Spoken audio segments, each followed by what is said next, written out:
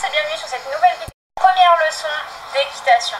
C'est la rentrée, vous arrivez au club avec une bonne heure d'avance, histoire de bien repérer les lieux et vous faire expliquer ce que vous allez devoir faire avant d'aller chercher Petit Tonnerre, le gentil poney qu'on vous a attribué.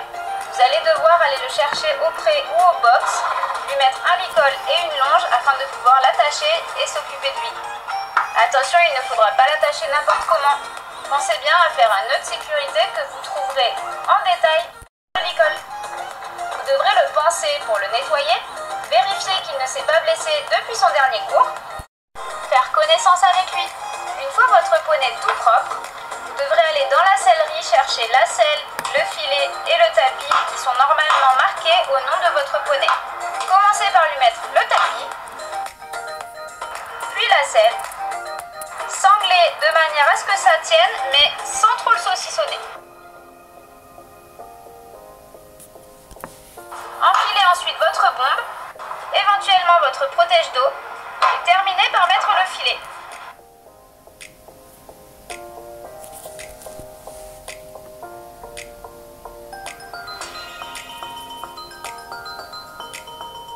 Pensez à vérifier l'heure lorsque vous préparez votre poney.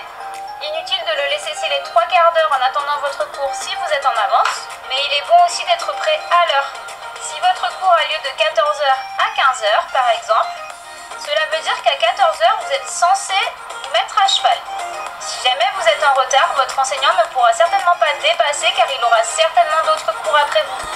Récupérez vos rênes pour mener votre cheval dans la carrière. Avant de monter, il faudra penser à ressangler afin que la selle ne tourne pas lorsque vous allez mettre le pied à l'étrier pour monter. Vous pourrez ensuite pré-régler vos étriers. En principe, la bonne longueur correspond à une longueur de bras. Pour ajuster, il faudra descendre la boucle de l'étrivière, déboucler, puis monter ou descendre selon vos besoins. Une fois la première étrivière réglée, pensez à compter les trous pour aller faire de même de l'autre côté. Pensez à toujours remonter la boucle de l'étrivière afin qu'elle ne vous gêne pas lorsque vous serez à cheval. Utilisez un montoir pour vous hisser sur le dos de votre cheval. Cela ne veut pas dire que vous êtes vieux, mais plutôt que vous respectez le dos de votre cheval. Si vous montez à gauche pour respecter la tradition des chevaliers, vous attraperez le pommeau de la selle et vos rênes avec votre main gauche. Mettez votre pied gauche dans l'étrier, déjà parallèle afin de ne pas lui enfoncer votre pointe de pied dans le ventre. La main droite sur le troussequin de la selle.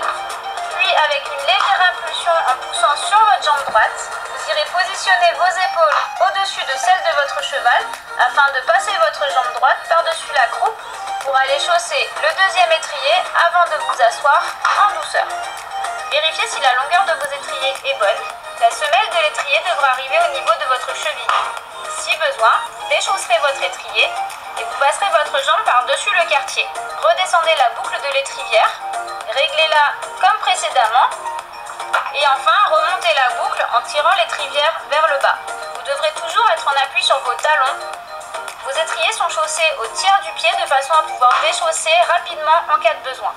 Ensuite, vous allez devoir tenir vos rênes correctement.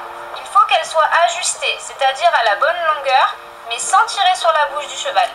Vos mains devront être positionnées devant vous à hauteur du garrot.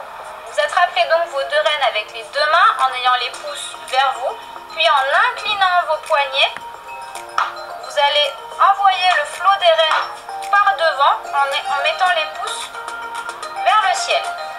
Vos mains devront toujours rester basses et fixes, tout en gardant les bras souples pour accompagner le mouvement du cheval.